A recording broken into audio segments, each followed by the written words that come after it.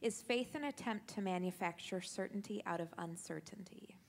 Well, it can be if you're doing, a false faith is. I think a lot, what some of these, sincere folks in like the positive confession movement are doing, and a lot of people have this understanding of faith. It's like you try to convince yourself something's true, even though you don't really think it is. I do believe, I do believe, I do believe, like the lion on the Wizard of Oz. And so they try to convince themselves, I do believe. And maybe, I think some people it's kind of a fear, like, I gotta somehow convince myself this is true, otherwise I'm gonna go to hell. And I don't want to go to hell. Just in case it's true, I better believe this.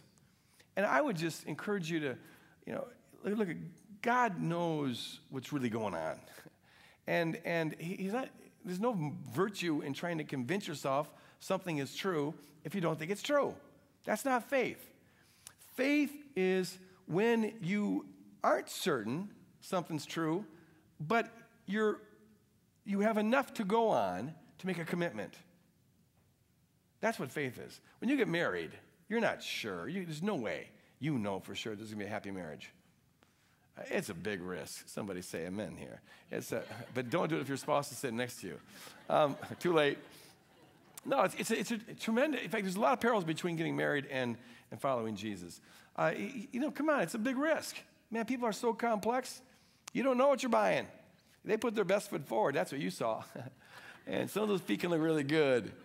But if it was a good choice, it was reasonable, even though it's still a risk. Well, hopefully you did your background checks and you dated a little while. You didn't just run off to Vegas or something, although sometimes those work out fine. But it's about faith. You're not certain, but hopefully you have enough to go on. That's what it is to fall in love with Jesus. That's what it is to marry Jesus, and that's what's on the table here, folks. You don't have to be psychologically certain, and I'm not going to ask you to. I would ask you to, insofar as your mind is unsettled about it, look into it. That's what I did. Just research it. I've read a bunch of stuff I'd offer to you. Just look into that.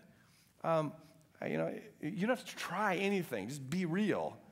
But if you examine it, there'll come a point, I believe, where you'll say, dang it, I think this is true. And you're already living by faith by withholding allegiance to Christ. Now you're just going to transfer faith. Okay, so you're not really creating faith for the first time. You're creating faith in Jesus, but really you're just transferring faith. It was this way of life. Now you're going this way of life.